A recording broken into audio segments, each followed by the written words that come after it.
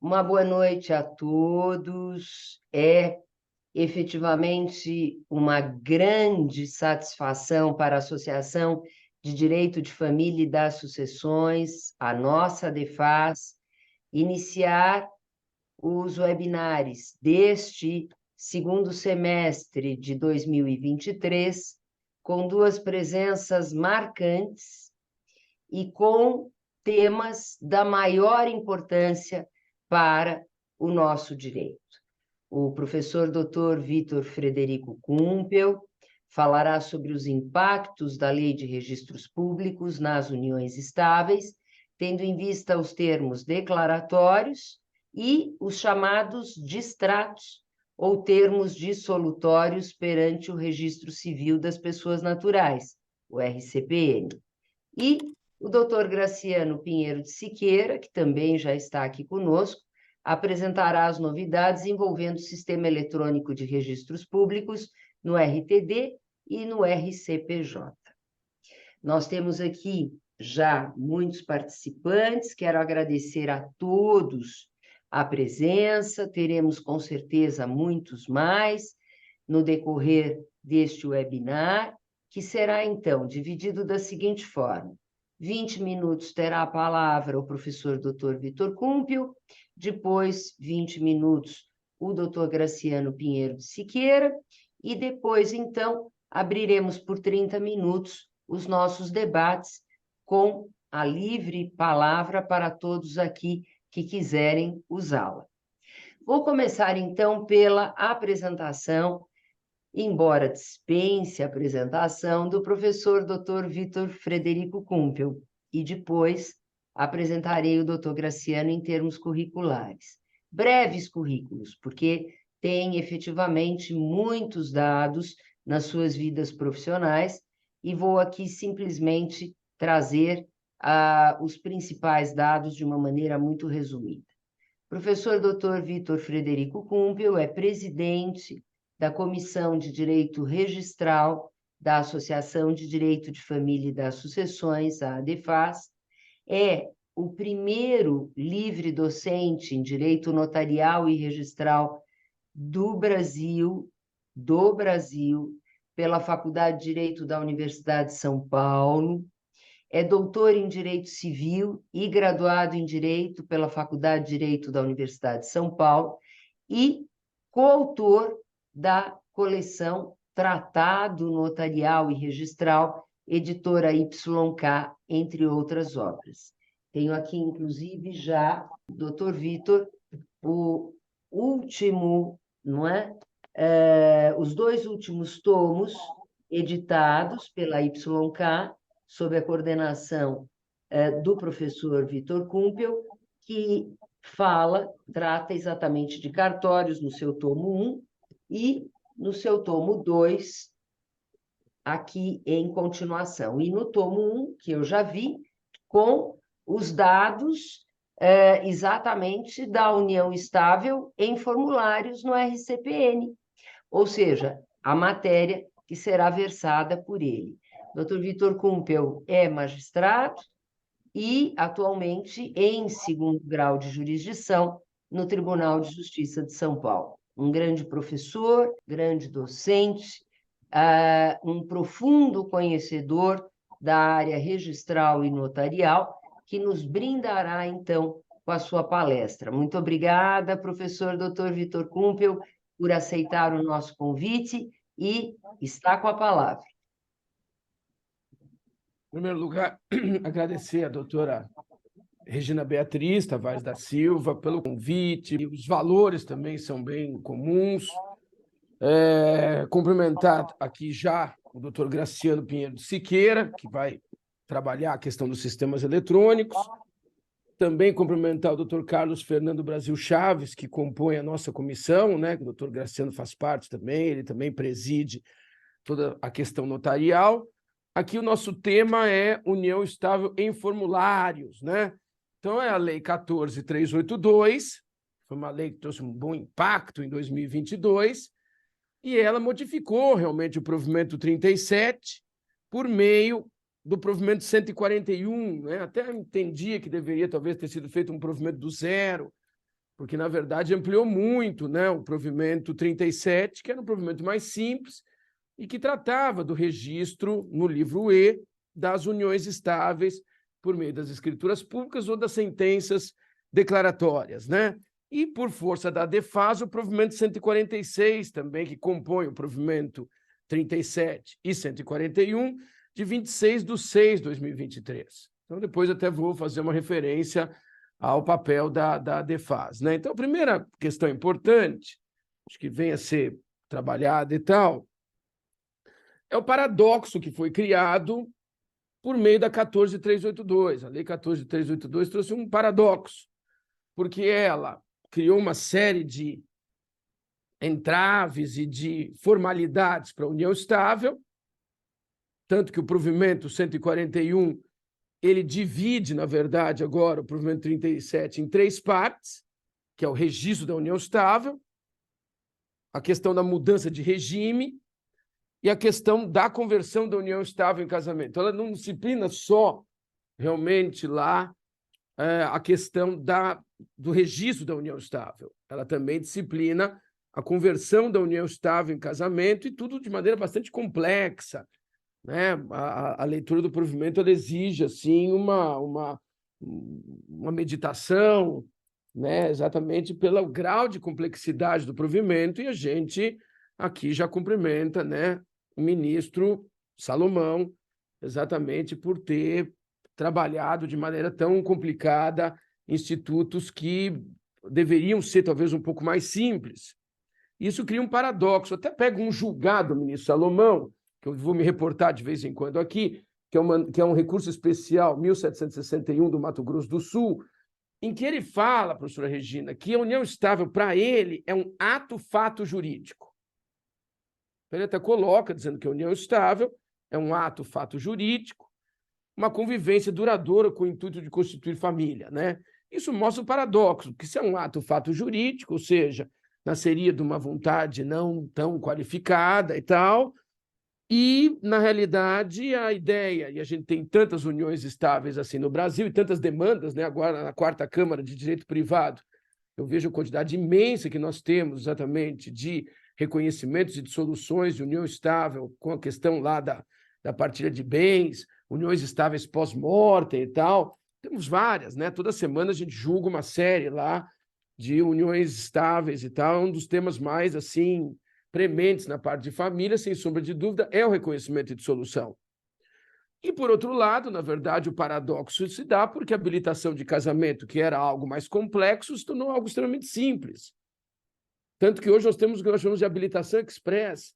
A pessoa consegue comparecer no cartório, apresentar os documentos, tem registrador que entende que no mesmo dia pode extrair o certificado de habilitação, lança na plataforma do E-Proclamas, no mesmo dia já sai, né, o certificado de habilitação e, eventualmente, até casa, 1, 2 dias depois, né, sem que haja nem prazos razoáveis para que alguém queira apresentar um impedimento, uma causa suspensiva. Isso ficou assim no histórico do direito civil material. Essa oposição vai ficar para outra oportunidade, porque se extrai o certificado de habilitação em até 5 dias, e tem cartórios que extraem no dia.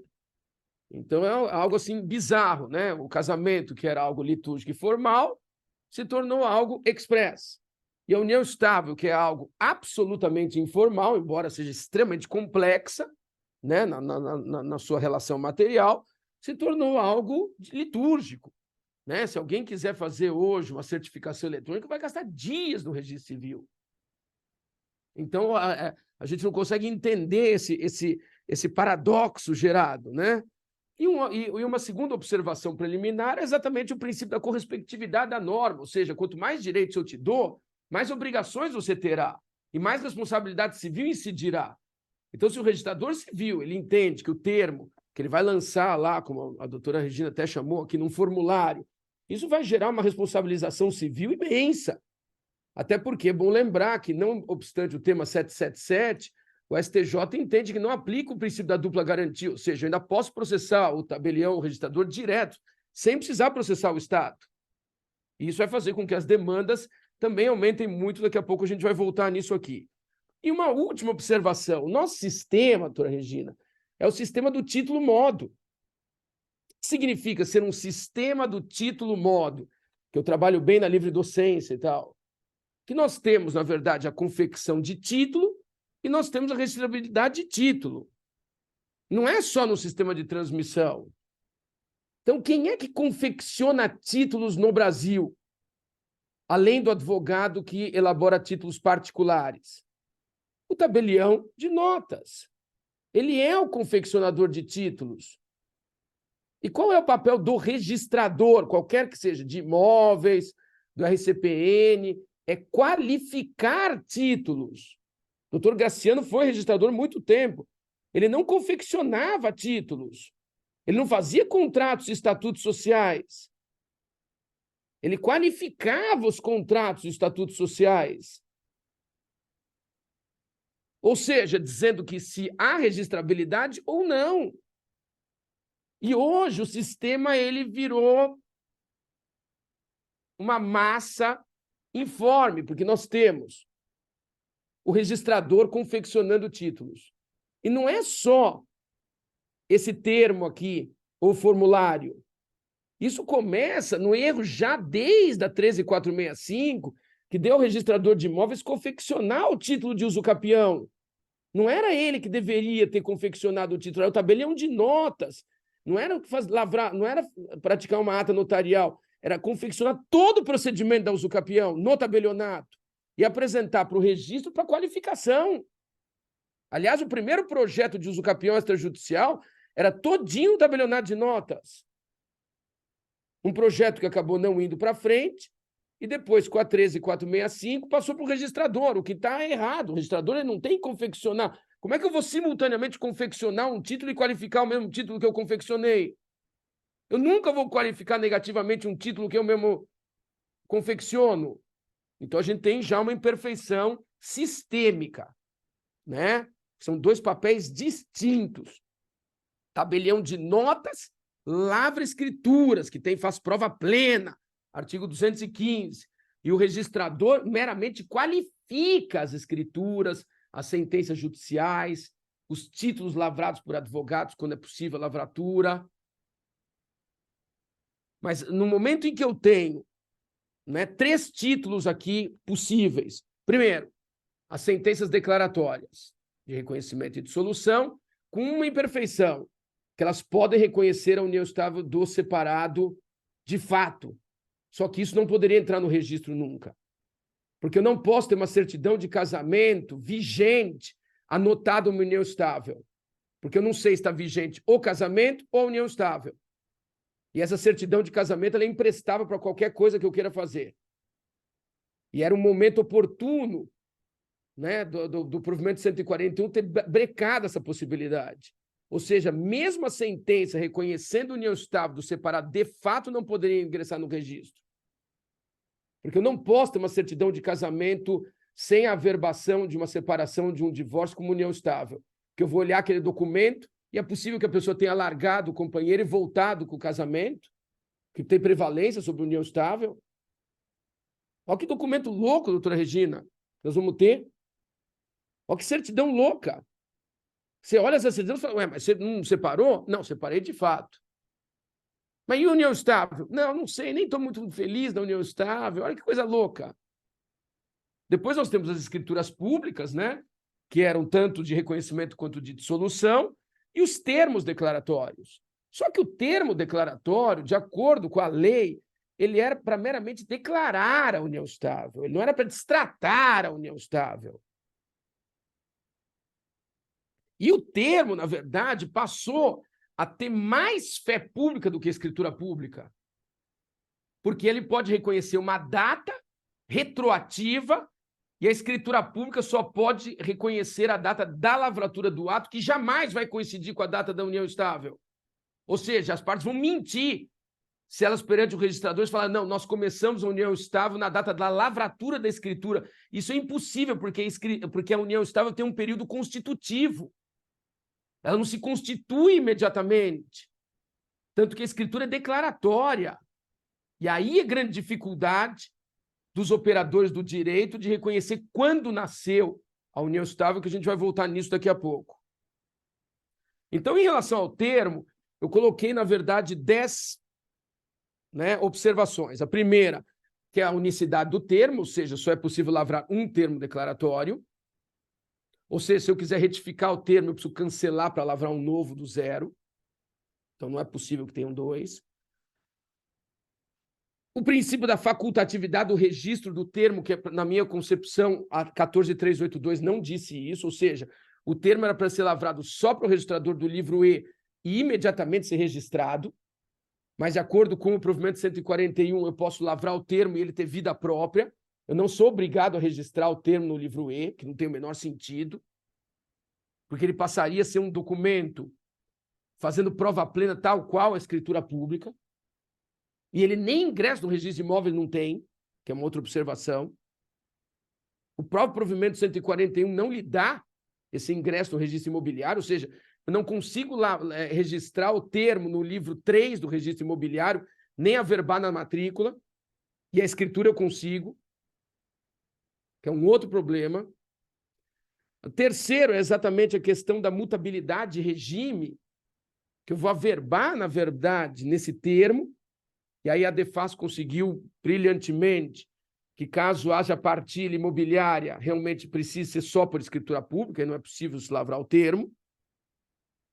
A questão, na verdade, base material para o termo é um outro problema, ou seja, eu tenho um termo, na verdade, que eu não vou lançar num livro de notas, porque no registro civil não tem livro de notas, ele vai ser lançado num classificador, só que, de acordo com o artigo 1º-A, diz que esse termo pode conter todas as cláusulas admitidas dos demais títulos. Então, eu posso ter alimentos para os companheiros, eu posso ter uma série de direitos imateriais entre companheiros, eu posso, desde que eu não invada a esfera dos menores incapazes, que a DEFAS resolveu bem essa questão também, eu posso conter tudo que contém a escritura pública, tanto declaratória quanto de distrato, no termo, não invadindo a seara imobiliária, como a gente mencionou.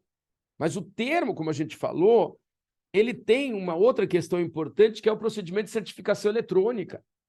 O procedimento de certificação eletrônica... Então, eu tenho dois tipos de termo. Eu tenho o termo sem certificação eletrônica, em que eu quero lavrar e que vai constar a data da lavratura desse termo. Não tem data de início da união estável, portanto, vigoraria a data da lavratura do termo. E eu tenho o termo com certificação eletrônica, que é aquele que eu quero reconhecer 10, 12 anos de união estável. E que a escritura não pode fazer. Então, não pode conter. Então, hoje, se a pessoa comparece num tabelionato de notas para lavrar uma escritura de união estável, a primeira pergunta do tabelião é: o senhor vai querer registrar essa escritura?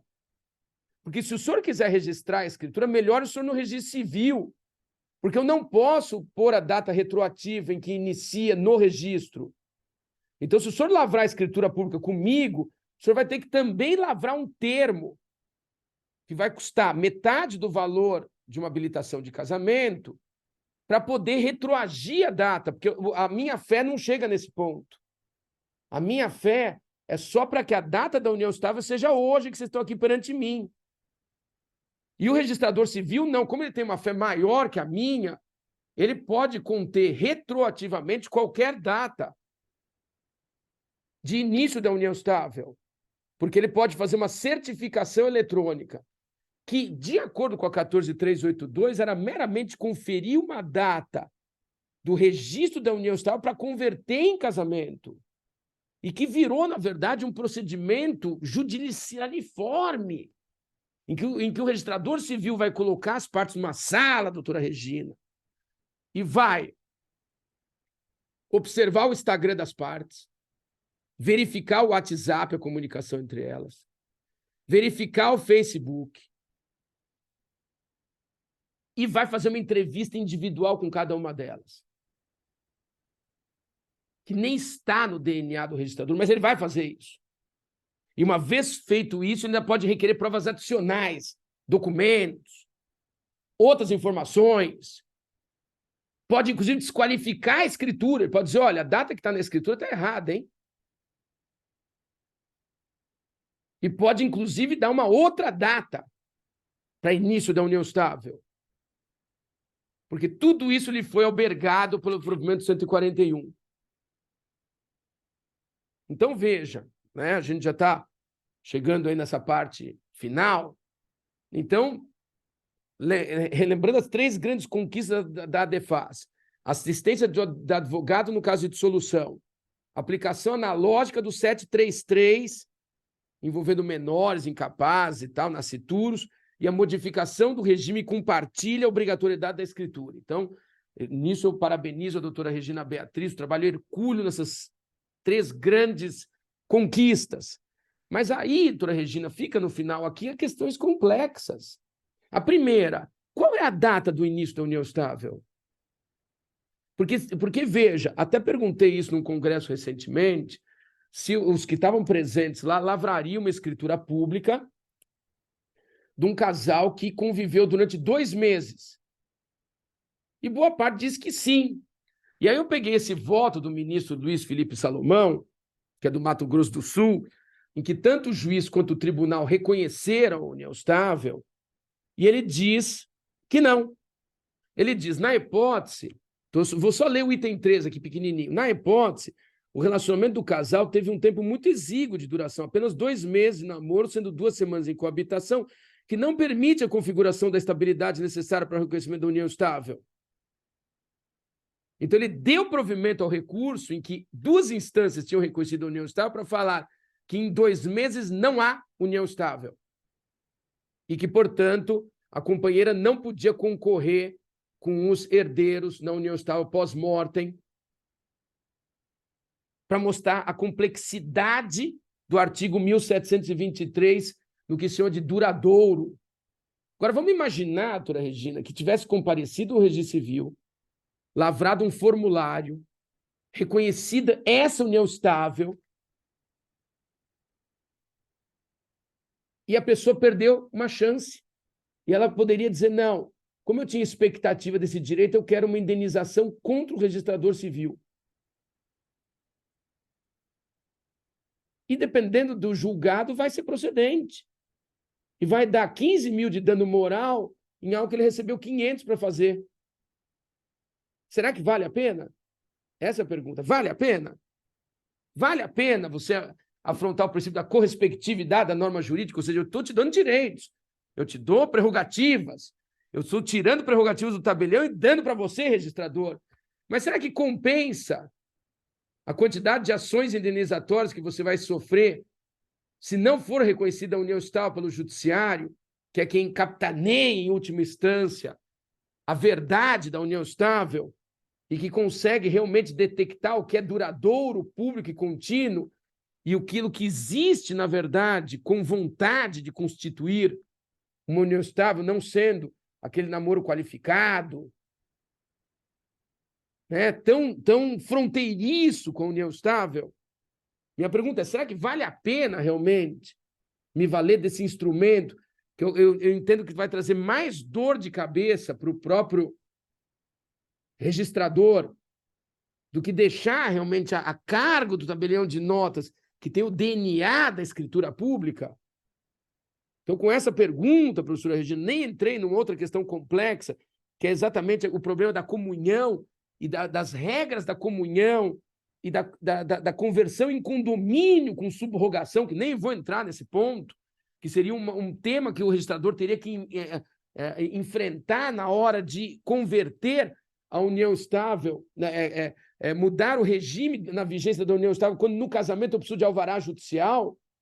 Será que eu facilito a conversão em casamento quando eu admito livremente a mudanças de regime, sendo que no casamento eu preciso de alvará judicial?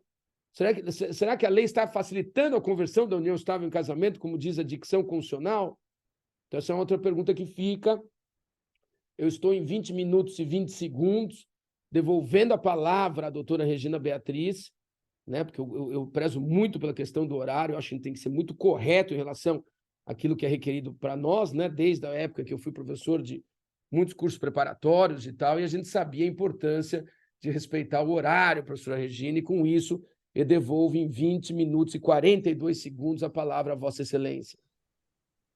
Professor Dr. Vitor Kumpel, os nossos aplausos. Efetivamente, a sua palestra, ela traz, de uma maneira muito objetiva, esses graves problemas criados pelo artigo 94A da Lei de Registros Públicos, inseridos por esta lei de junho do ano passado. E os provimentos 141 e 146 do Conselho Nacional de Justiça, que foram fruto do pedido de providências da ADEFAS, efetivamente são muito importantes, né? E aí os nossos aplausos, inclusive, ao ministro Salomão, Corregedor Nacional de Justiça, quando insere a obrigatoriedade da assistência advocatícia ou da defensoria pública no termo declaratório de dissolução de união estável e acata o Código de Processo Civil, no seu artigo 733, para determinar o procedimento judicial diante de nascituro ou filho incapaz, menor de idade ou maior incapaz. Também na questão dos imóveis aí, com valor superior a 30 vezes o salário mínimo, a exigência do provimento 146 da escritura pública.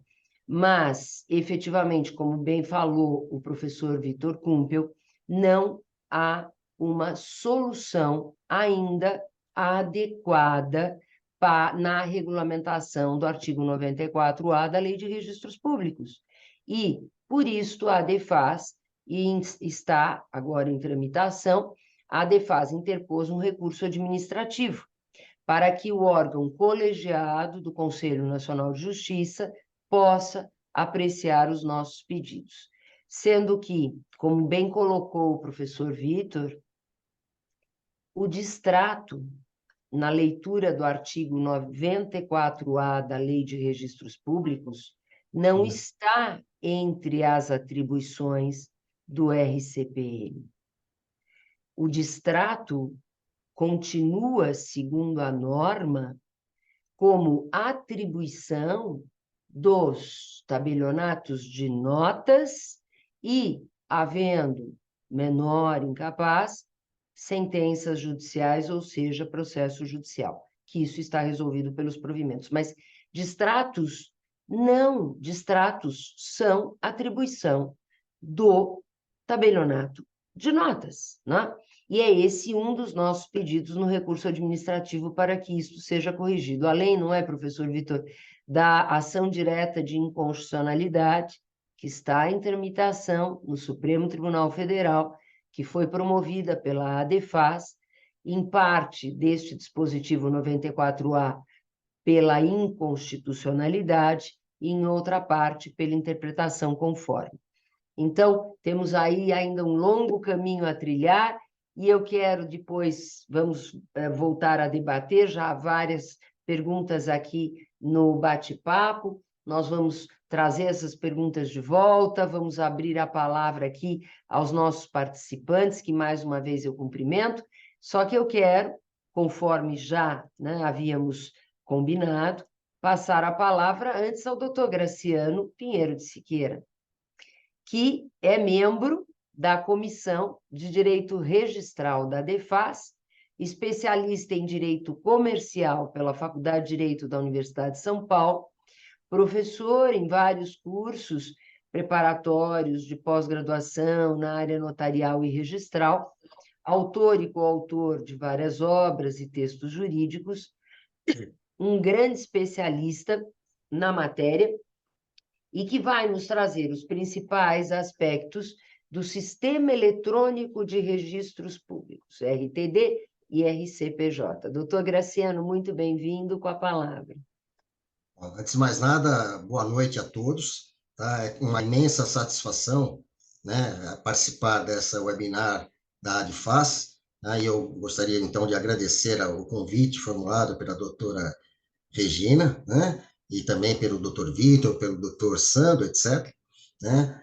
Nós vamos tratar de um tema, né, que realmente é de interesse geral, embora não tenha uma ligação direta com o direito de família, o direito de sucessões, né, mas é algo que provocou bastante modificação em várias legislações, especialmente na lei dos registros públicos, né? Então, o nosso tema ele vai envolver as novidades do sistema eletrônico de registros públicos, envolvendo especialmente duas especialidades de registros públicos: o RTD, que é o Registro de Títulos e Documentos, e o Registro Civil das Pessoas Jurídicas, conhecido como RCPJ. E a ideia dessa apresentação é trazer de uma forma sucinta, né, o que seja esse tal sistema eletrônico de registros públicos, mas, como disse, enfatizando especialmente as modificações que essa lei, né, que é a Lei 14.382, fruto da conversão da medida provisória número 1085 de 2021, né, provocou no RTD e no RCPJ. Tá? Bom, a medida provisória 1085, ela foi... eu acho que, doutor Sandro, podemos ficar sem o PowerPoint, e ele estará disponibilizado a todos. Eu acho que fica melhor, né, para a gente não perder muito tempo, né? E dá tempo de a gente falar os 20 minutos, né? Com certeza eu não serei tão brilhante quanto o doutor Vitor, mas vou fazer o meu melhor, né?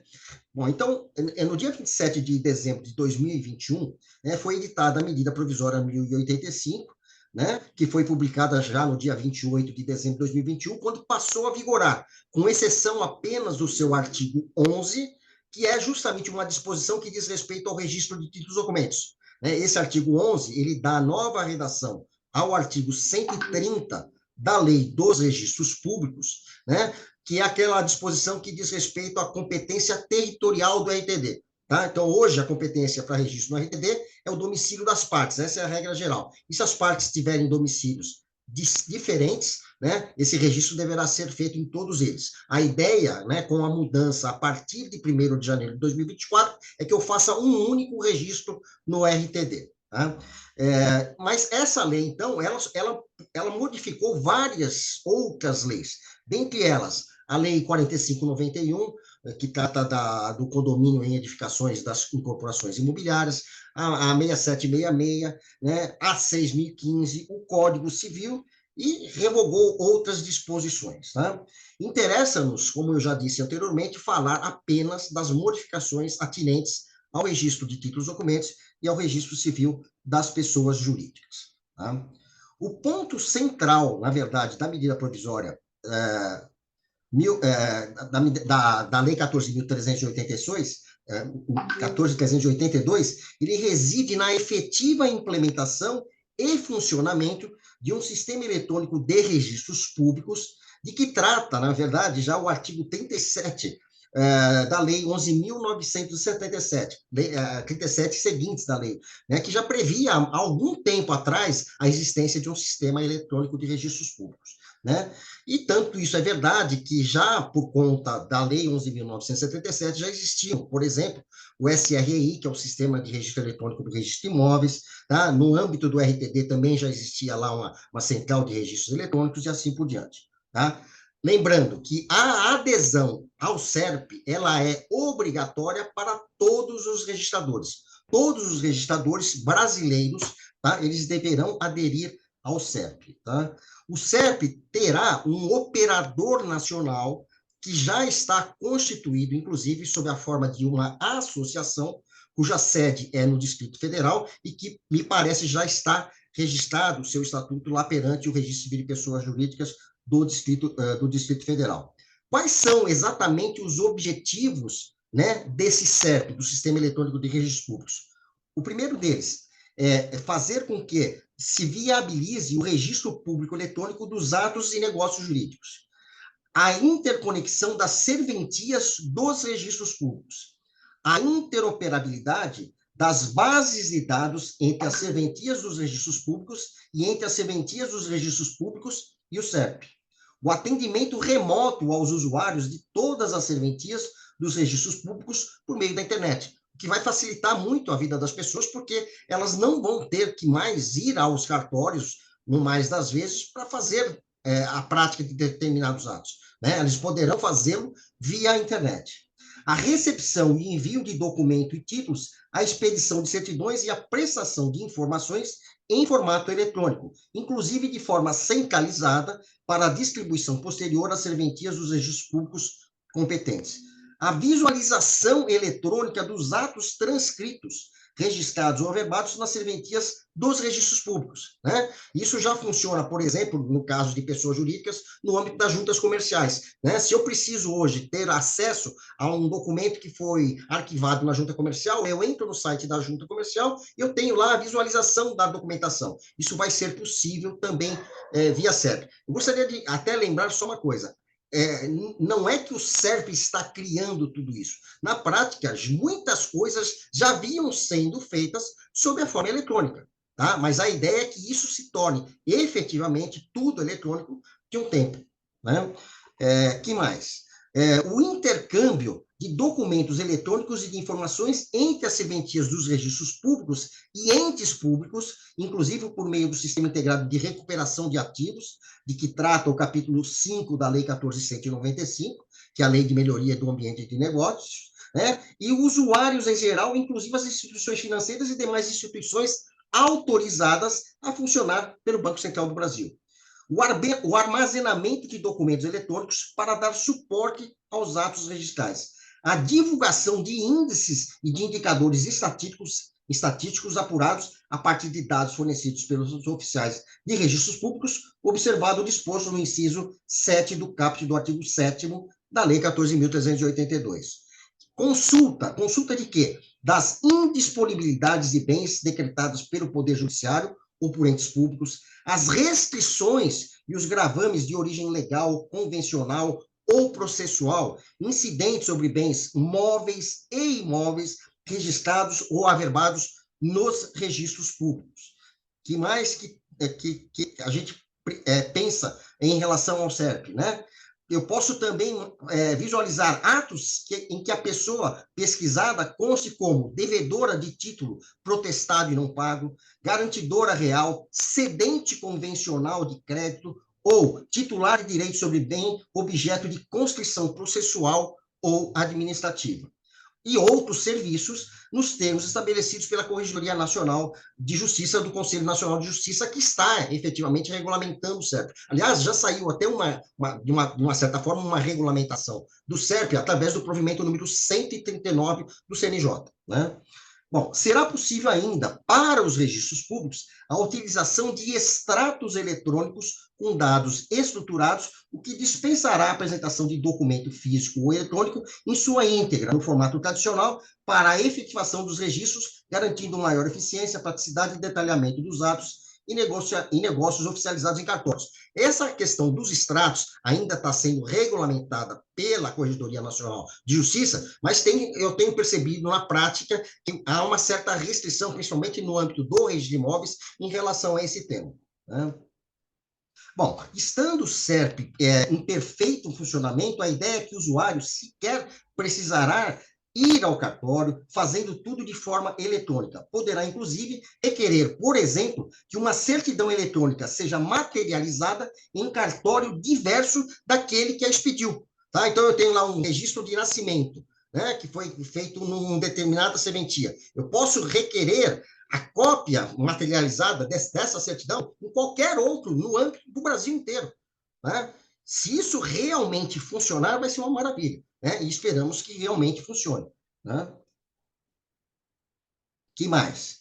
Bom, uma outra coisa importante também, às vezes, né? Hoje a gente percebe que algumas exigências são feitas, mas eu posso suprir aquela exigência, porque dentro da serventia eu já tenho aquela informação que eu quero. Por exemplo, de repente, lá no registro de imóveis, eu tenho uma qualificação da pessoa, cujo RG da pessoa está colocado errado.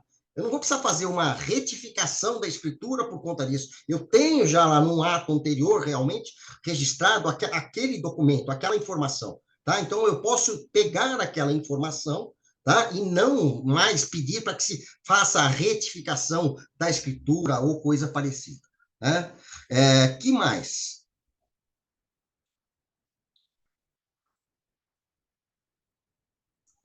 Eu vou entrar agora na parte que realmente interessa, né? Eu acho que esse apanhado geral sobre como é que vai funcionar o SERP, tá? Mas agora eu vou entrar efetivamente nas modificações ocorridas na Lei 6.015 em relação ao RTD e em relação ao RCPJ.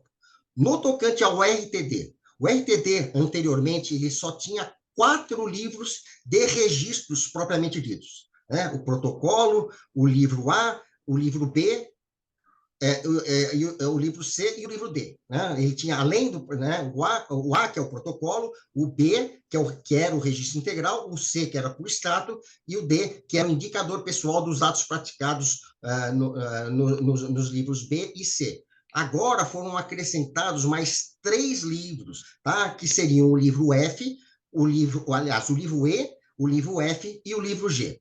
O livro E é o indicador real no RTD. E nesse indicador real, eu vou levar para ele todo aquele documento que diga respeito a bem móvel. E ele faz lá ainda a colocação da necessidade de se fazer no livro E a chamada matrícula do bem móvel, tal como ocorre em relação ao registro de imóveis. De forma que aquele princípio, né, de concentração na matrícula que a gente observa no registro de imóveis vai passar também a funcionar no RTD. Eu tenho o livro F, onde eu faço o registro facultativo. Antigamente, na Lei 6.015, lá no artigo 127.7, já existia a previsão do registro facultativo. Mas hoje, esse registro facultativo, ele tem uma outra finalidade. Qual é? Basicamente, fazer apenas arquivamento de documento, né? Ou seja, registrar para efeito um documento ou conjunto de documentos, né? Onde esse registro ele não vai gerar publicidade ampla, né? Ou seja, vai gerar apenas uma publicidade restrita. Restrita a quem? Àquele interessado, né, que solicitou o registro ou alguém por ele indicado. Tá? E esse registro ele não vai gerar ou produzir efeitos erga omnes, né? Diferentemente do registro obrigatório. Então, em outras palavras, hoje, no RTD, eu tenho dois campos de registro. O primeiro deles, o registro obrigatório, para fins de publicidade ampla e produção de efeitos em relação a terceiros, e eu tenho o registro facultativo para fins de mera guarda e conservação do documento, ou seja, um mero arquivamento, sem publicidade ampla e sem produção de efeitos em relação a terceiros. Tá?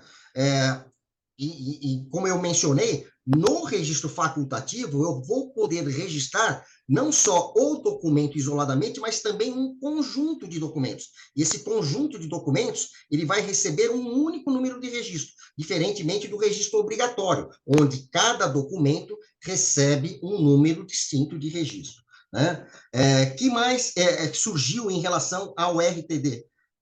Em relação ao RTD de novidade? Foram revogados, tá? Foram revogados alguns dispositivos da lei dos registros públicos. Então, no tocante, são 2 artigos básicos relacionados ao RTD, o artigo 127 e o artigo 129. No 127, foi revogado o inciso 4, que é aquele que tratava da competência de registro no RTD de contrato de penhor de animais não compreendido nas disposições do artigo 10 da Lei 492 de 1934. Tá? Já em relação ao artigo 129, foi revogado o item 2º do artigo 129, relativo ao registro de documentos decorrentes de depósito ou de caução feitos em garantia do cumprimento de obrigações contratuais, ainda que em separado dos respectivos instrumentos. O artigo 141 da Lei dos Registros Públicos também foi revogado, que é aquele que previa a possibilidade de se fazer registro por meio da microfilmagem, o que não significa dizer que a microfilmagem não vai poder continuar sendo utilizada. De repente, eu posso me utilizar da microfilmagem para efeito de um backup, por exemplo. Mas como hoje eu tenho a digitalização, né, então a digitalização acaba superando a microfilmagem. né? Em relação aos artigos 144 e 145, eles também foram revogados, e aquele artigo que tratava do registro de uma forma especial para contratos de penhor, calção ou parceria. Foi revogado também o artigo 158 da Lei dos Registros Públicos, que é aquele que exigia, né, o reconhecimento de firma nas procurações feitas por procedimento particular. Então, hoje, se eu tiver uma procuração para registro no RTD, eu não preciso mais reconhecimento de firma. A única exigência de reconhecimento de firma no RTD hoje é apenas nos casos de contratos de documentos de quitação ou exoneração de obrigações, né? Que mais? Tem uma novidade na Lei 4591, que é aquela que trata da destituição do incorporador. A ata que aprova a destituição do incorporador passa a ser uma atribuição de registro perante o RTD. Tá? Já em relação ao registro civil das pessoas jurídicas. Tá? Então, vamos lembrar só uma coisa. Aqueles livros do RTD que tinham folhas, né? Essas folhas não existem mais. Assim como também não existem mais folhas para os livros de registro do RCPJ, que são 3, né? O RCPJ é o livro protocolo, tá? O livro A, que é o registro das pessoas jurídicas e de suas modificações, e o livro B, que é o registro, que é a matrícula de jornais, revistas e outros periódicos, né? Em relação ao RCPJ, requerimento, e isso interessa, por exemplo, a DEFAS, né? Requerimento para registro não é mais necessário, em regra, o requerimento, desde que a pessoa que é o representante legal esteja presente lá no cartório, né? Se ele estiver presente, se ele não mandar isso de forma eletrônica, né? Se ele for presente, porque, embora se fale em sistema eletrônico de registros públicos, eu posso ainda continuar recebendo documentos no meio físico. Então, se eu for lá no cartório e eu me identifico, olha, eu sou o presidente da entidade, meu nome está lá na ata de eleição, por exemplo, eu não preciso mais de requerimento. Outra coisa, hoje eu não arquivo mais papel no RCPJ. Antigamente, o que eu fazia? Eu tinha uma ata, eu fazia em 3 vias, na época do papel, fazia em 3 vias, tá? 2 voltavam com o interessado, com o apresentante, e uma ficava arquivada. Hoje não se fica mais arquivado com nada no RCPJ, tá? E de forma que, se eu apresento no meio físico, esse documento ele poderá ficar na serventia pelo prazo máximo de 180 dias, e, uma vez passado esse prazo, o cartório simplesmente poderá descartar o documento. Tá? Houve mudança de prazos também em relação à lei dos registros públicos, né? Hoje, os prazos, em se tratando de registro público, se contam em dias e horas úteis, né? E no tocante ao RCPJ, mudou, a meu ver, a questão do prazo para qualificação dos documentos, né? Eu tenho o prazo de 10 dias, uma vez apresentado o documento para registro ou para averbação, né? E esta qualificação, tá? Ela poderá ser tanto positiva ou negativa. Se for positivo, eu coloco para registro, tá? E se for negativo, eu emito uma nota devolutiva. No tocante à nota devolutiva, também tem novidade. Hoje está expresso na Lei dos Registros Públicos que a nota devolutiva ela deve ser clara, deve ser objetiva, tá? Ela deve ser fundamentada e as exigências serem formuladas de uma única vez. Tá? Então, não é possível mais que eu fique fazendo exigências à torta e à direita. Né? E isso a DEFAS sabe muito bem como é que funciona. Né? Então, com um detalhe, inclusive, né? Se eventualmente isto não for observado pelo registrador, ele poderá ser punido por alguma daquelas penas previstas no artigo 32 da Lei 89/35, quais sejam repreensão, multa, suspensão por 90 dias, prorrogáveis por mais 30, ou até mesmo perda de delegação. Tá? Então, isso é uma grande novidade. A questão dos emolumentos, como é que eu pago os emolumentos? Antigamente, os emolumentos, o próprio registrador, ele fazia exigência do tal depósito prévio. Hoje, quem diz se vai fazer depósito prévio ou não é o usuário. Tá? Então, é ele quem decide. A forma de pagamento dos emolumentos, eu posso pagar sob qualquer forma. Dinheiro, cheque, Pix, cartão de crédito, inclusive de forma parcelada. Eu posso parcelar os emolumentos para fins de registro de documentos, né? O prazo da prenotação, né? O prazo da prenotação, que antes era de 30 dias, atualmente passa a ser de 20 dias úteis, tá? Então, 20 dias úteis é o prazo da prenotação. Que mais?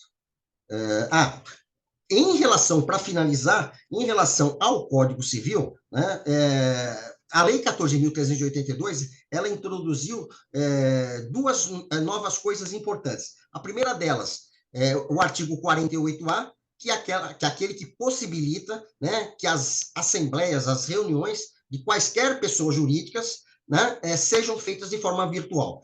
Já existia até legislação de caráter transitório na época da pandemia, que já previa isso. No tocante às limitadas, já tem uma regra específica, né? Mas agora está sacramentado lá no artigo 48A a possibilidade da realização de assembleias ou de reuniões sob a forma virtual. E também em relação ao artigo 1142, o parágrafo 2º do 1142, ele introduziu uma coisa interessante, que é a possibilidade, e isso se aplica, a meu ver, não só para as atividades empresariais, mas também para as atividades não empresariais, a possibilidade da sede da entidade ser virtual. Tá? Então, existe essa possibilidade da sede ser virtual. Eu não sei, porque eu não cronometrei, mas eu acho que está quase em cima da hora, não? Tá, né? Tá sim, doutor. Tá Então, sim. eu acho que aquilo que é... uma coisa importante também no âmbito do registro civil de pessoas jurídicas, né? Definitivamente deixou de existir, né, como espécie de pessoa jurídica de direito privado, a empresa individual de responsabilidade limitada. Tá? Então, a chamada EIRELI, né, ou EIRELI, que você falava antigamente, ela não existe mais no nosso ordenamento jurídico. Tá? Por outro lado, existe a figura da sociedade limitada unipessoal, né, que inclusive a Lei 14.195 diz que elas deverão ser automaticamente transformadas, né, as EIRELIs, em sociedades limitadas unipessoais, o que pessoalmente eu acho que não deveria ser assim, né, porque na pior das hipóteses, eu como titular de uma EIRELI teria que alterar o ato constitutivo dela para mudar pelo menos a sua denominação, né, o seu nome empresarial, né, porque na EIRELI eu era obrigado a usar a expressão EIRELI no final. Agora, na Limidata, eu sou obrigado a usar a limitada. Tá? Mas, na prática, a gente percebe, né, principalmente nos casos da junta comercial, tá? Num acerto que ela fez com a Receita Federal, né, que isso está sendo feito realmente automático. Agora, no âmbito do registro civil de pessoas jurídicas, não me parece que isso venha ocorrendo. Bom, eu acho que era isso que eu tinha para falar de novidade em relação ao RTD e ao RCPJ. Tudo bem, doutor Graciano. Quando o doutor Graciano observou que era um tema que não diz propriamente respeito à atuação e à matéria tratada pela DEFAS, discordo, doutor Graciano. Aqui, várias advogadas do escritório presentes, Mônica Del Rosso, Jaqueline Vaz Rosa, Camila De Angelo, Clara Leme Guimarães, que estão muito habituadas a lidar com tudo isto e aprenderam muito com o senhor, certamente, tendo em vista a atuação na área de família, que obviamente está sendo muito mais agora facilitada nessas áreas com a sua aula. Muito obrigada, doutor. Parabéns. Eu gostaria, então, de voltar aqui ao Vademecum Cartórios, tomo 1, coordenação do professor Vitor e também organização da Carla Ferrari, Gisele Viana, colaboradora Thaisa de Carvalho. Né? Estou aqui vendo exatamente, na parte da união estável, esses novos provimentos, doutor Vitor. E eu gostaria de dizer, mais uma vez, e lendo o dispositivo, o que o professor Vitor observou com muita propriedade, total adequação. Uma união estável, situação de fato, ou nas mais diversas denominações, inclusive do prezado ministro Salomão, citada a natureza jurídica que ele atribui em acórdão de sua relatoria a esta entidade familiar, transformada numa relação registral. Artigo 1º, parágrafo 4º, inciso 3º, a linha A. A data de início, ou se for o caso do fim da união estável, deve corresponder à data da lavratura do instrumento. Ou, como disse o professor Vitor, passarem por aquele procedimento constante do artigo 9º, a linha F, que é o procedimento de certificação eletrônica, em que o registrador se tornará um investigador, porque ele terá aqui uma série de atribuições de verificação e, portanto, de responsabilidade civil, como bem observou o professor Vitor, sobre uma outra data inicial ou uma outra data final da união estável. O que vai acontecer, fala esta advogada, que tem 44 anos de exercício profissional na área do direito de família e do direito das sucessões. Judicialização. Doutor Vitor, prepare-se. Se a vossa Câmara, o Tribunal de Justiça de São Paulo, em geral, está com muitos processos em recursos na matéria da união estável, isto vai aumentar imensamente. Imaginem uma noite feliz. Uma noite feliz, comemorada com um bom espumante, nós estamos no Brasil, não falamos champanhe, né? Um bom espumante aqui de São Bento do Sul, região do Rio Grande do Sul, ou de uma outra região do Brasil. E aí, então, um dos companheiros propõe ao outro companheiro sacramentar a união estável num cartório. Que coisa bonita! Afinal de contas, nós vamos agora ter um documento, né, do amor que existe na nossa relação. E um é levado ao outro a equívoco, inclusive para preencher e assinar esse formulário, e essa relação passar a produzir efeitos somente a partir da data do formulário. O tempo que passou naquela união estável com o regime de comunhão parcial será simplesmente apagado? Pela norma, sim, mas evidentemente que no Poder Judiciário não. E isto levará a invalidades e mais invalidades, ações tanto anulatórias como de nulidade deste tipo de termo que eu classifico como um formulário. Aliás, é como a ARPEN classifica os formulários de união estável, que estão lá à disposição de todos no site da ARPEN.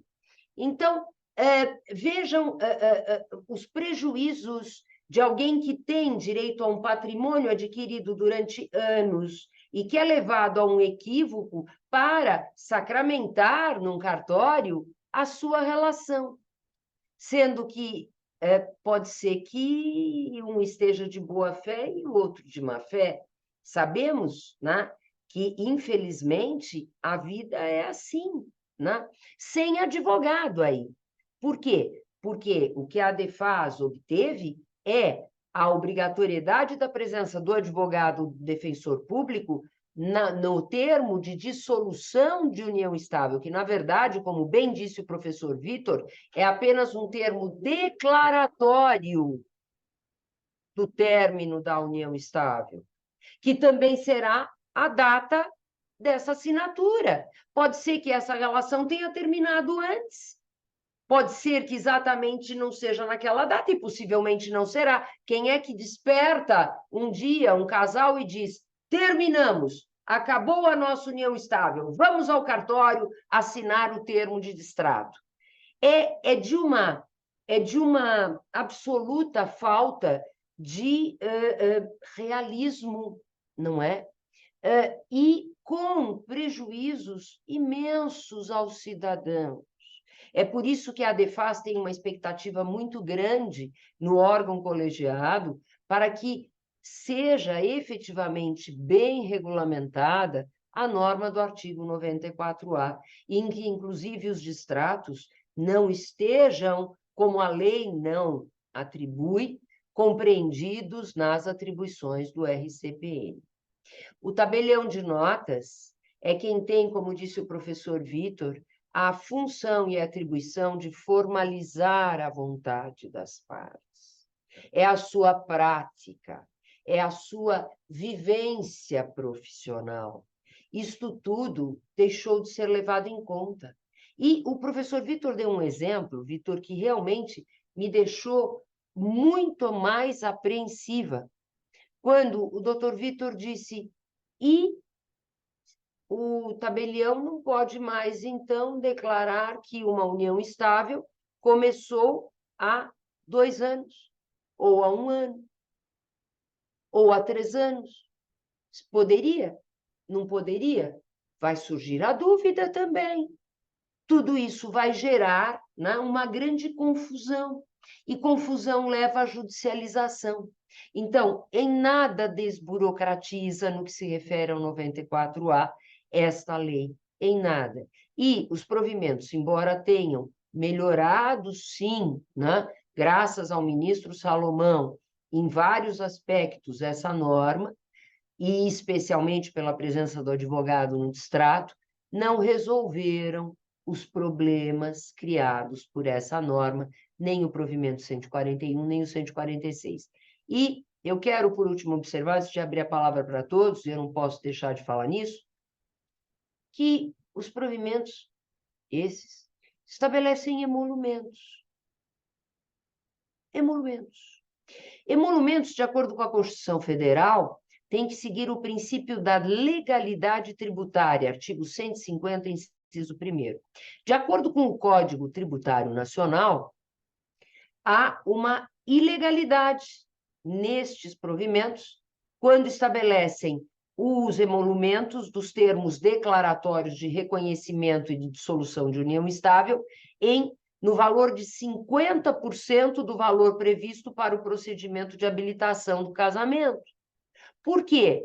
Porque isto é uma usurpação da competência dos estados. E, desta forma, há nesses provimentos muito mais do que uma regulamentação. Há efetivamente uma usurpação de competência do legislador. E, quando o professor Vitor comenta da responsabilidade dos oficiais de registro, esta responsabilidade que pode levá-los a ações, a responderem, né, a serem réus em ações indenizatórias, com indenizações que podem ser vultosas mesmo. O professor Vitor até foi modesto quando colocou os 15 mil reais.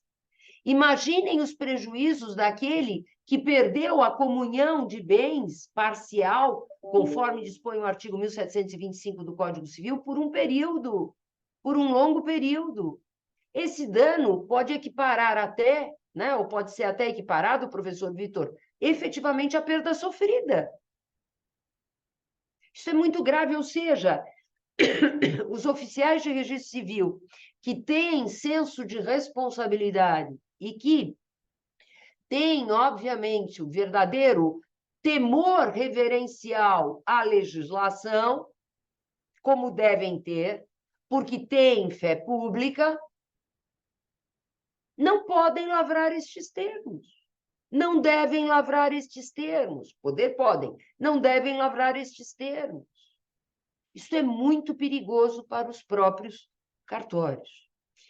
E, dentro dessa nossa fundamentação, a fundamentação da ADEFAS, tanto perante o CNJ quanto o Supremo Tribunal Federal, a respeito do termo, né, eu sempre defendi, sempre, que um pacto, como eu chamo, um pacto de união estável, obrigatoriamente, quando modifica regime de bens, Ou seja, deixa de ser comunhão parcial, que é o regime legal, e passa a ser uma separação total, uma comunhão universal, ou um regime feito sob medida, precisa ser lavrado no tabelionato de notas. Por quê? Interpretação do Código Civil. Exegese do Código Civil. Tem um artigo 1725 que estabelece na união estável o regime da comunhão parcial. Portanto, remete para as disposições gerais do Código Civil, que estão ali reguladas no casamento, quanto aos regimes de bens, sob pena do regime da comunhão parcial do artigo 1725 se tornar uma norma vazia. Tem que haver as disposições especiais da comunhão parcial, que estão lá reguladas no casamento, aplicáveis à união estável, e também as disposições gerais. Entre essas disposições gerais está pacto antinupcial, para escolha de regime de bens diverso da comunhão parcial. Escritura pública.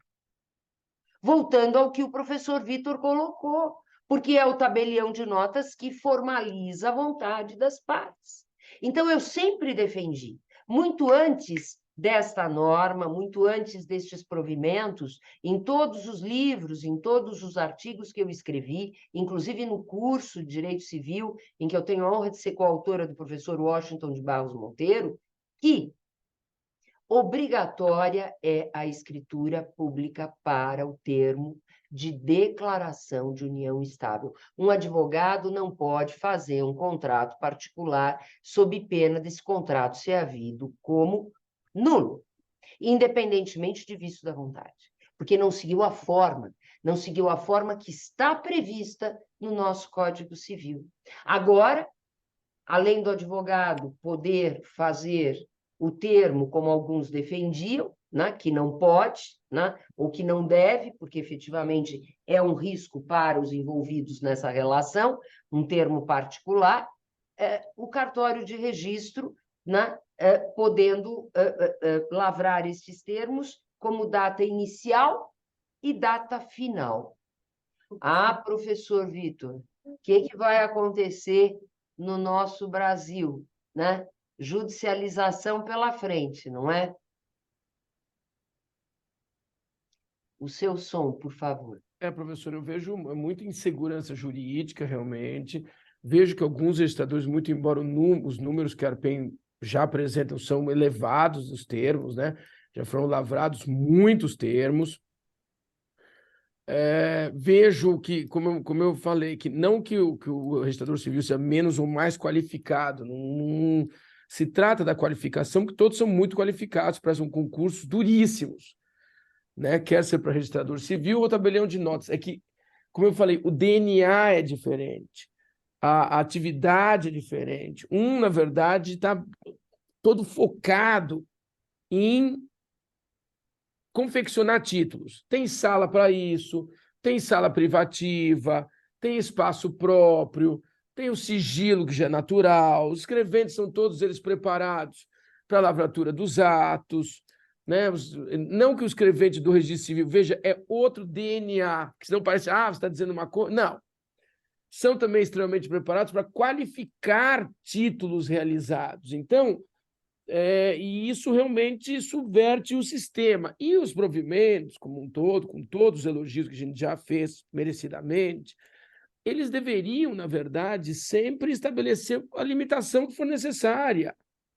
Né? Isso que é bom do provimento, ele não é ampliar, na verdade, aquilo que o legislador falou. Ou seja, você não vai pegar, na verdade, agora e você pode lavrar o termo em qualquer cartório do Brasil. Até tinha uma pergunta de um querido lá, se o registrador pode se recusar. Ele pode não optar por não disponibilizar o serviço. Olha, o senhor pode ir em qualquer cartório do Brasil, não precisa vir aqui para realizar esse termo, e eu não tenho nenhum escrevente habilitado para isso agora.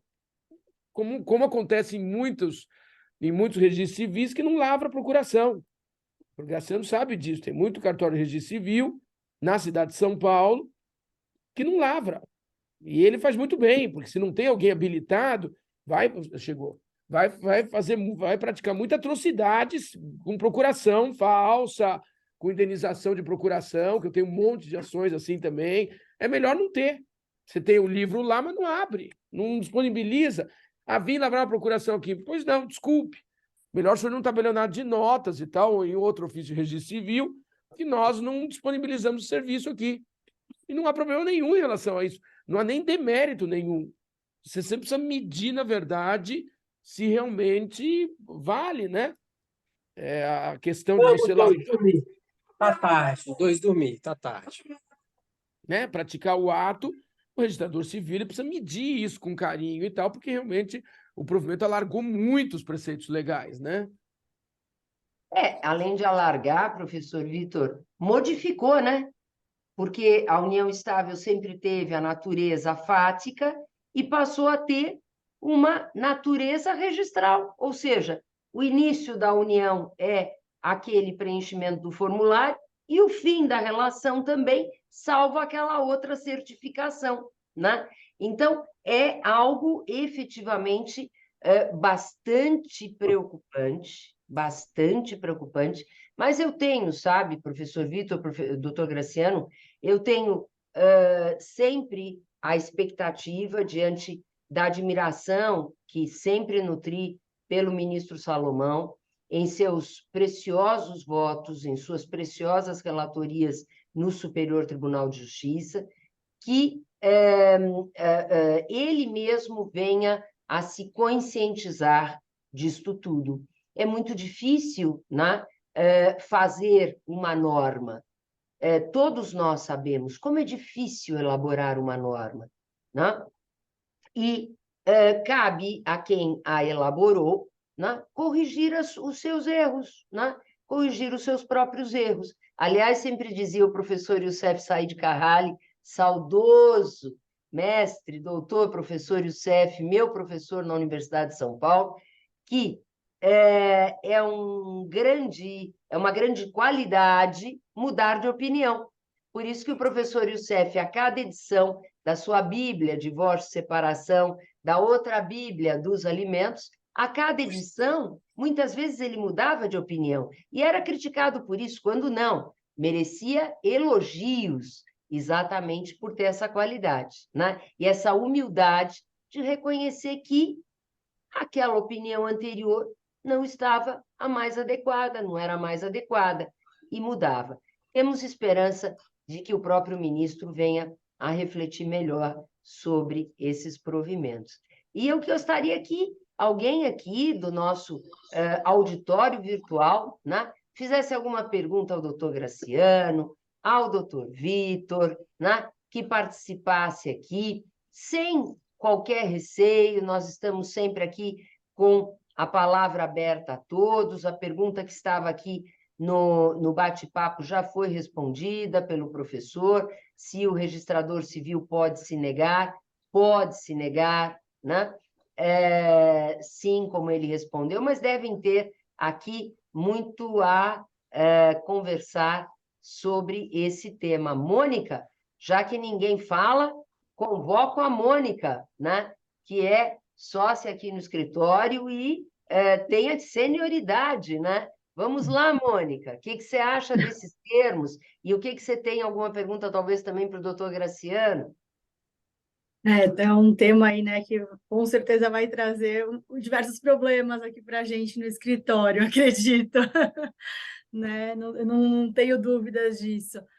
Eu acho que, assim, realmente a exposição do doutor Graciano e do doutor Vitor, não tenho nem o que dizer, foi muito clara, né, sobre esse tema, essas dificuldades, e realmente uma informação que foi trazida aqui de extrema relevância foi essa questão de não precisar ser realizado, né, pode haver uma negativa ali do cartório de realizar, eu não tinha esse conhecimento, era até uma questão a ser levantada, mas né, já veio aqui a informação, né, assim, extrema relevância.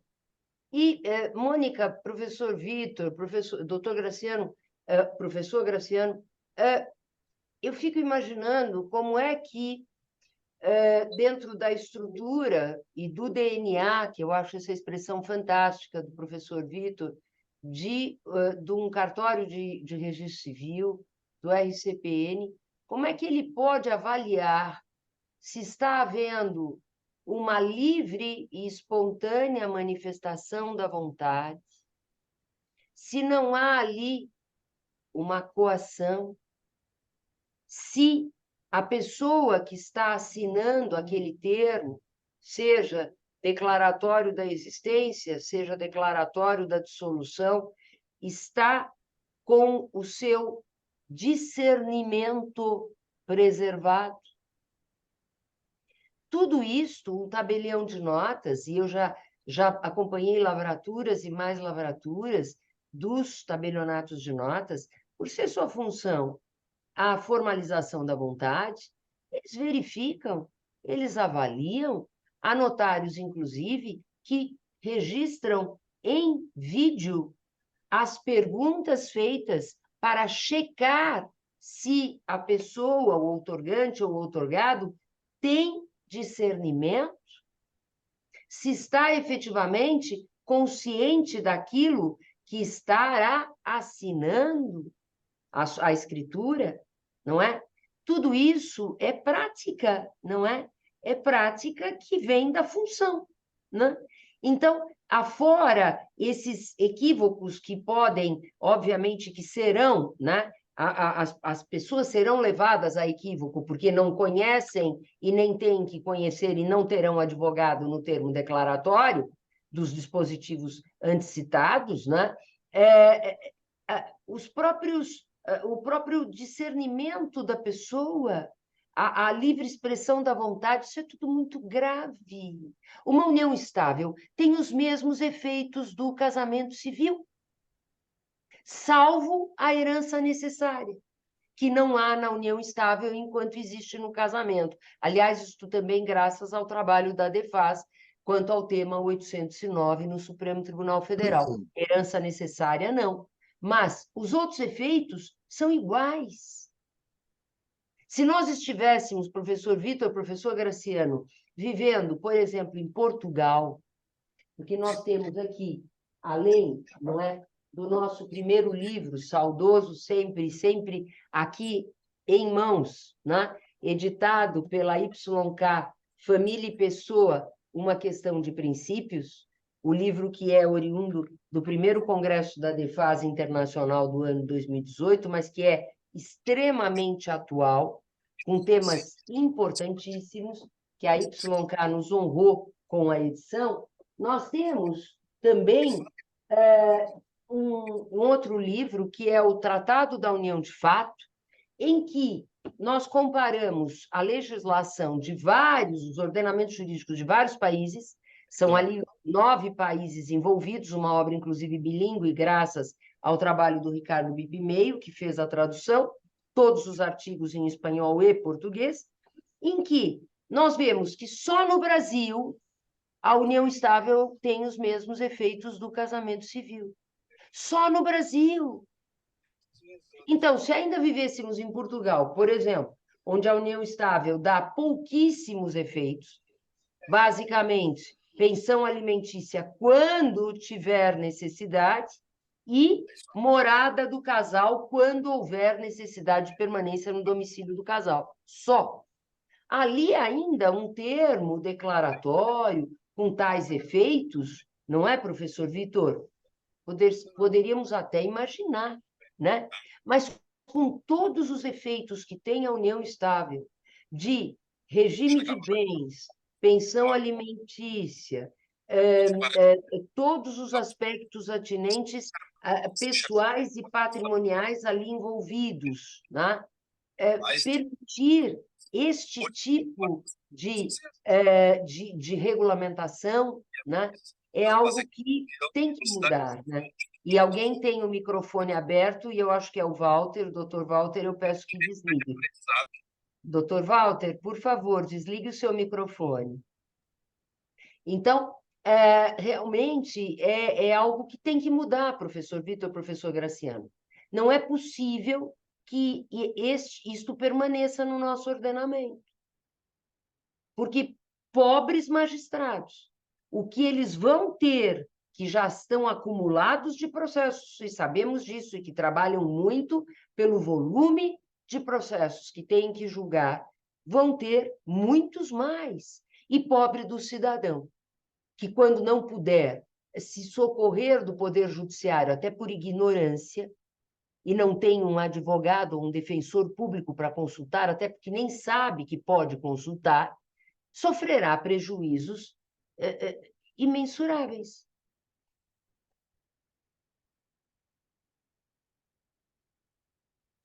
Quem gostaria de falar? Doutor Graciano? Doutora Regina, tem acho que duas questõezinhas colocadas aqui.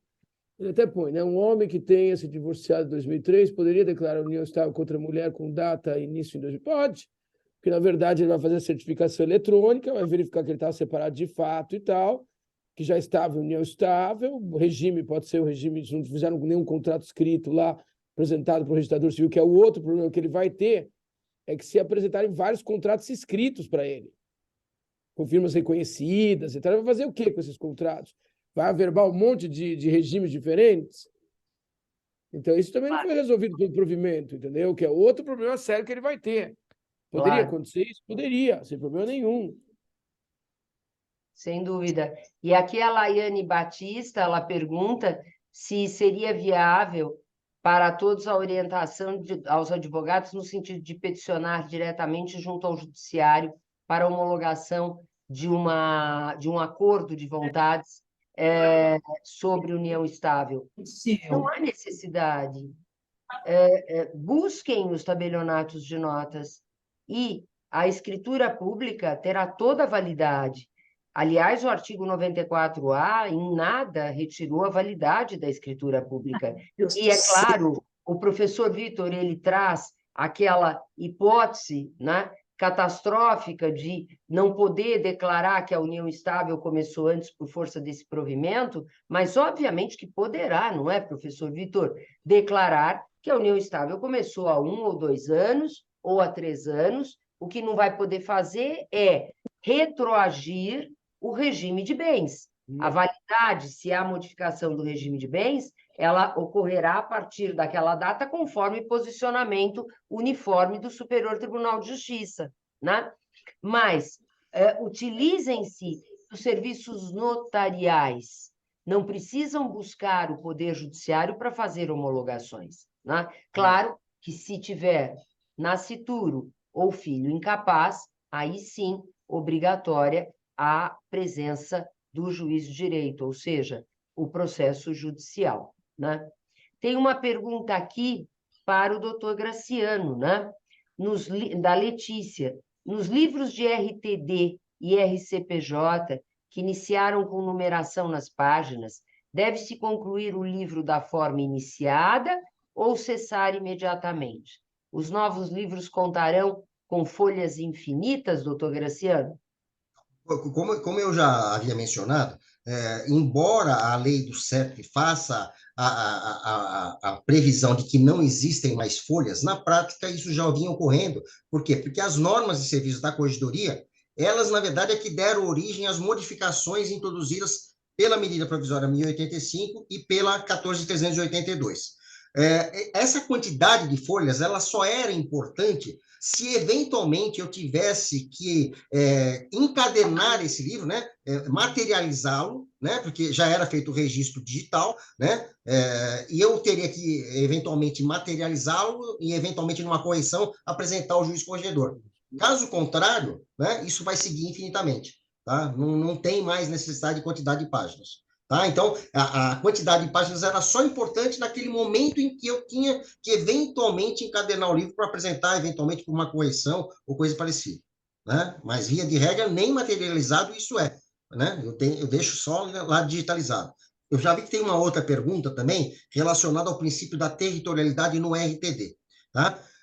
No âmbito do Estado de São Paulo, as normas de serviço da Corregedoria Geral da Justiça, elas são expressas no sentido de que o princípio da territorialidade, ele não se aplica ao registro facultativo para fins de mera guarda e conservação, e também não se aplicam às notificações extrajudiciais, notadamente aquelas feitas via AR.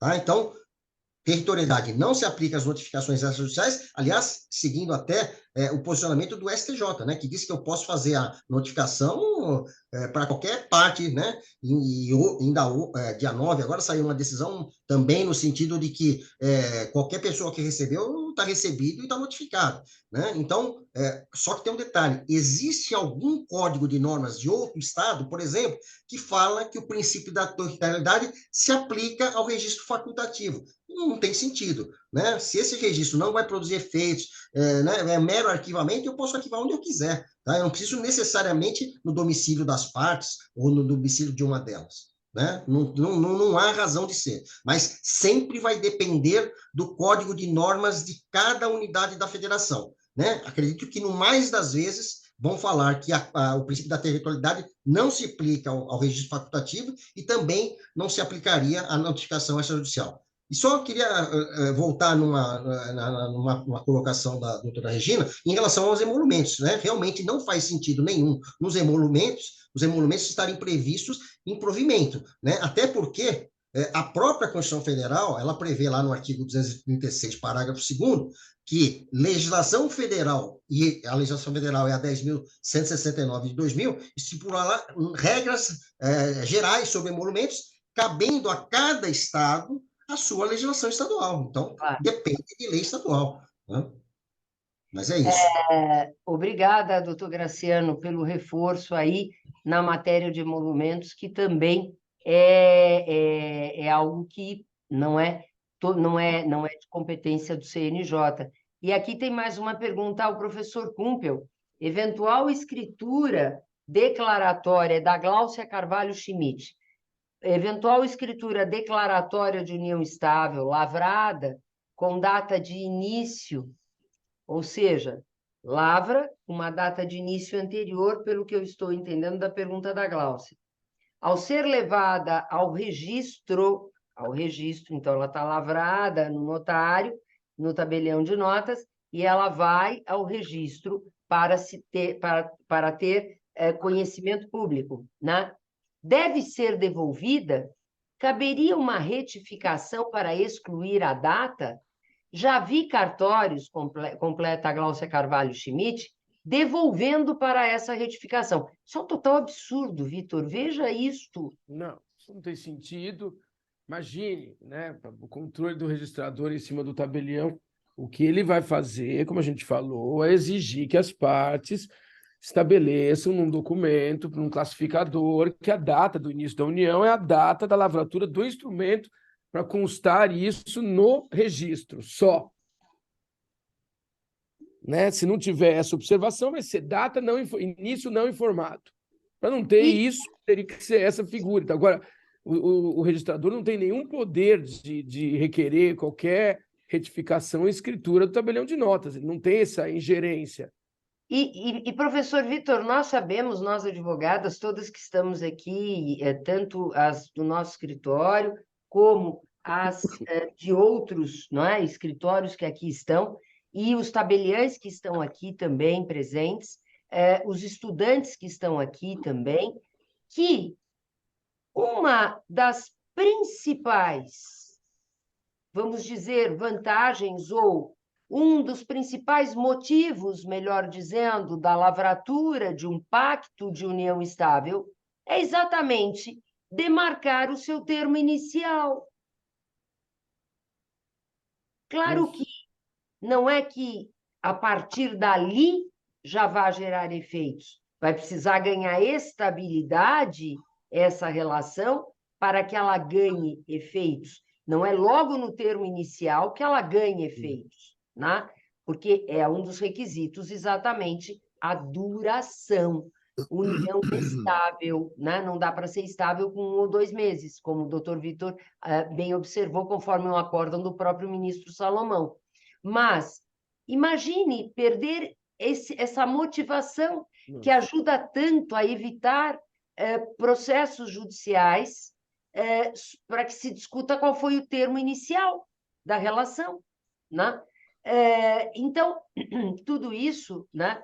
Veja como as perguntas, né? Vejam como as perguntas vão trazendo cada vez mais preocupação para nós, né? O que pode acontecer, professor Regina, foi aquilo que a gente falou. A pessoa ela apresenta uma escritura, aí ela quer uma certificação eletrônica, inclusive para fins registrais, e depois para conversão em casamento. E aí o registrador civil ele pode utilizar a escritura como meio de prova e desqualificar a data inicial da escritura por força do procedimento que o CNJ lhe deu esse poder para fixar o termo inicial com mais precisão que o tabelião de notas. O que é um absurdo, não é? O que é um total absurdo e o que pode trazer prejuízos gravíssimos. Por quê? Como foi sempre, para quem não atua nessa área, né? Escritura pública de união estável, com termo inicial, modificação ou não do regime de bens legal da comunhão parcial para um outro regime de bens, à vontade, obviamente, das partes, e podendo ou não levar essa escritura a registro. Se não levada a registro, efeitos somente entre as partes. Se levada ao RCPN, ao registro, efeitos perante terceiros. Então, por exemplo, escolhendo o regime de separação de bens, se não fosse levada ou não for levada ao registro civil, a responsabilidade por uma responsabilidade civil, por uma obrigação contraída, ou, enfim, um ato ilícito que possa ter sido praticado, poderá, obviamente, trazer a responsabilidade dos dois, porque aquela escritura não está produzindo efeito perante terceiros. Então, isto, né, sempre foi assim, né? E eu só posso acreditar que vai continuar assim.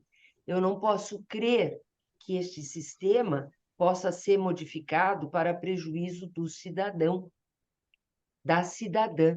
E eu digo sempre, embora seja sempre pela igualdade entre homens e mulheres, mas nós sabemos que as mulheres no nosso país, via de regra, salvo exceções, ainda são as mais vulneráveis. É um fato. Portanto, as mulheres do nosso país, esses movimentos todos tão importantes de defesa das mulheres, também deveriam reagir em face de tudo que nós estamos conversando e buscar, né, argumentar para que, até entrar com associações como terceiros interessados no pedido de providências da ADEFAS, para podermos reforçar a necessidade de uma modificação. O Colégio Notarial do Brasil ingressou como terceiro interessado no pedido de providências da ADEFAS. E esperamos que outras associações também ingressem, desde que seus estatutos permitam, para que nós possamos reforçar cada mais a necessidade de modificação desses provimentos, né? Perfeito. Doutora Regina, eu já vi que tem uma pergunta aqui da Vitória Brito, Sim. a mim endereçada. E qual seria a minha opinião a respeito da transformação de sociedade em associação no RCPJ? Bom, em primeiro lugar, eu acho que isso, na verdade, não deve ser considerado como uma transformação, e sim como uma conversão. Por quê? Porque a transformação é quando eu mudo o tipo societário. Eu sou uma limitada e passo a ser uma SA, por exemplo. Então, isso é transformação. No âmbito da junta comercial, há um entendimento também que existe a transformação de registro. Então, eu sou empresário individual e passo a ser sociedade empresária. Então, essa é a transformação de registro. No caso aqui, eu falaria em conversão. Bom, no âmbito do Estado de São Paulo, o que prevêem as normas de serviço da Corregedoria? Elas só admitem a transformação de sociedade em associação ou vice-versa, tá? Naquelas situações de associações, por exemplo, mantenedoras de nível, de cursos de nível superior e que atuam com aquele programa ProUni. E também naquela situação do artigo 56 do Código Civil, quando na associação existem associados com cotas patrimoniais. Tá? Pessoalmente, ela perguntou qual a minha opinião. Hoje, a meu ver, em face da lei da liberdade econômica, que é a Lei 13.874, tá? Existe a possibilidade da transformação de sociedade em associação, de associação em sociedade. Tanto isso é verdade que o DREI, que é o Departamento de Registro Empresarial e Integração, na instrução normativa número 81, tá? A junta não aceitava isso, ele mudou a redação da instrução normativa 81, nos artigos 84 e 85, prevendo essa possibilidade. Então, a junta comercial aceita hoje também conversão de associação em sociedade e vice-versa, tá? E quem argumenta dessa forma o faz pensando na lei da liberdade econômica. Muito bem, doutor. E eu vejo aqui, sabe, que uma primeira pergunta, ou enfim, uma das primeiras da Tatiana Gomes Alves Ferreira, das 20h13. Nós estamos para terminar, mas eu não quero deixar de comentá-la, né? Ela, depois de parabenizar os palestrantes, como bem merecem, né? O professor Vitor, o professor Graciano, ela faz uma comparação entre esses termos declaratórios da existência ou da dissolução da união estável e o reconhecimento da paternidade socioafetiva, que também passou a ser atribuição do RCPN. Prezada Tatiana, na minha opinião, não sei qual a opinião do professor Vitor, do professor Graciano, um erro não justifica o outro. E o ministro Noronha, como Corregedor Nacional de Justiça, teve a hombridade de modificar o seu próprio provimento para estabelecer a idade mínima de 12 anos da criança e, portanto, do adolescente, com 12 anos um adolescente, que será registrado, né, com uma filiação socioafetiva, número 1. Né? Número 2, o ministro Noronha, no segundo provimento sobre a paternidade socioafetiva registral, ele deixou muito claro que não é multiparentalidade, que ele quis acudir duas mulheres em que uma tem um filho que não é registrado pelo pai, é o chamado filho de mãe solteira, sempre se chamou assim, e a outra mulher com quem existe uma união estável, um casamento civil, possa aí reconhecer a maternidade, socioafetiva daquela criança.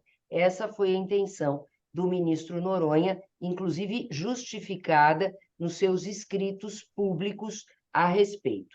E um erro não justifica o outro. Eu vi muito oficial de registro extremamente aflito, como vejo até hoje, para poder aplicar os provimentos da paternidade socioafetiva, e com toda a razão. E aí a Tatiana, ela continua dizendo o seguinte, que ela discorda que o registrado sobre a posição aqui do professor Vitor, que também é a minha, afinal de contas, aprendo com o professor Vitor, sempre na área registral e notarial, que o registrador não pode declarar a vontade das partes e vai, então, fazer uma comparação com o ato solene do casamento, que seria a manifestação de vontade das partes. Desculpe, não é o oficial de registro civil que casa os nubentes. Em alguns estados é o juiz de paz, em outros é o juiz de direito. O procedimento é feito perante o RCPN, mas a celebração, e não vai existir casamento se não houver a celebração, não é ato do oficial de registro civil, é ato do juiz de paz e ato do juiz de direito. Portanto, não é ele que está declarando a vontade das partes. E se houver modificação do regime da comunhão parcial para outro regime na escolha dos nubentes, o pacto antinupcial com escritura pública conforme Código Civil, o que eu havia observado, que também se aplica à união estável. Vitor, quer falar sobre isso? Não, perfeito, professora. Aqui nós falamos, né? É uma questão sistêmica, não dá para trabalhar com o sistema em relação a questões pontuais, porque realmente não... aqui nós estamos, na verdade, simplesmente destrinchando o provimento e tal, sem nenhuma outra consideração. A gente sabe que o tema é acalorado, todo mundo ficou muito brabo. De um lado, os registradores de serviços ficaram muito brabos, do outro lado, os tabeliões de notas também ficaram. Houve uma quebra de harmonia, né? E a união estava extremamente complexa. Só isso nós estamos dizendo, que não é um formuláriozinho. A única coisa que tem que ficar claro no final do nosso encontro aqui, que não é preencher um formulário. E não adianta você ter uma pessoa não muito bem qualificada para trabalhar exatamente numa situação em que vai ter que arranjar uma sala própria para isso, num espaço com sigilo, vai ter que conversar, vai ter que ter todos os cuidados e tal. E todos os tabeliões de notas da capital, que também são registradores civis, e eu tenho vários queridos alunos, não fazem no registro civil, fazem no tabelionato. Então também não precisamos ficar, sabe, uma coisa que... E o bom nosso, principalmente no meu caso, é que como eu não sou nem registrador, nem tabelião, eu posso emitir as opiniões com total isenção e tal, porque não tenho o menor interesse em qualquer uma das posições adotadas e tal. Dá para ser bem imparcial, né? A única coisa é que o tabelião ele é focado, como a professora Regina falou. Quem vai verificar a capacidade? Quem vai verificar, na verdade, é o tabelião. Está lá no 215, ele faz isso desde a Baixa Idade Média. Ele faz isso desde da escola de Bolonha. Não é agora. Por isso que quando a gente fala que é DNA e não adianta fazer uma coisa agora. O registrador civil começou aí com esses provimentos, a confeccionar alguns títulos e tal, há 3, 4 anos.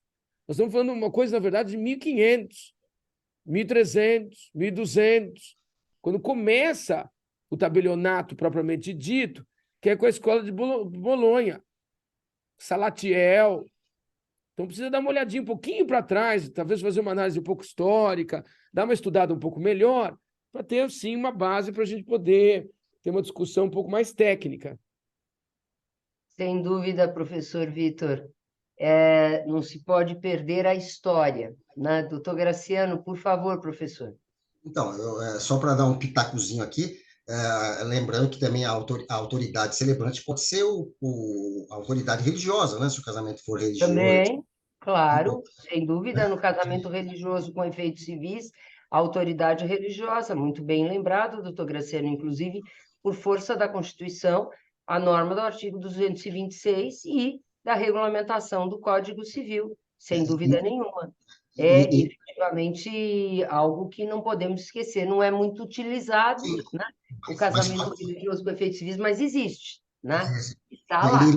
E lembrar também que no passado bem remoto, né, essas convivências, né, elas chegaram até a ser registradas no RTD em face da residualidade do RTD, né, aqueles contratos, principalmente para, olha, eu quero colocar a pessoa como minha dependente no meu plano de saúde, tá? Então ele fazia um documento, né, que não intitulava como união estável, mas a convivência, que é algo parecido, né, e registrava no RTD. Mas hoje, diante dessas modificações todas normativas, legislativas, eu acredito que na prática, hoje o RTD não deve estar recebendo esse tipo de documento para registro. Pois é, e doutor Graciano, o senhor lembrou do RTD e desse tipo de documento, né, que se usou, né, eu sempre fui contrária, mas se usava, né, exatamente por sempre trabalhar com a forma pública, da escritura pública da união estável por interpretação sistemática do Código Civil.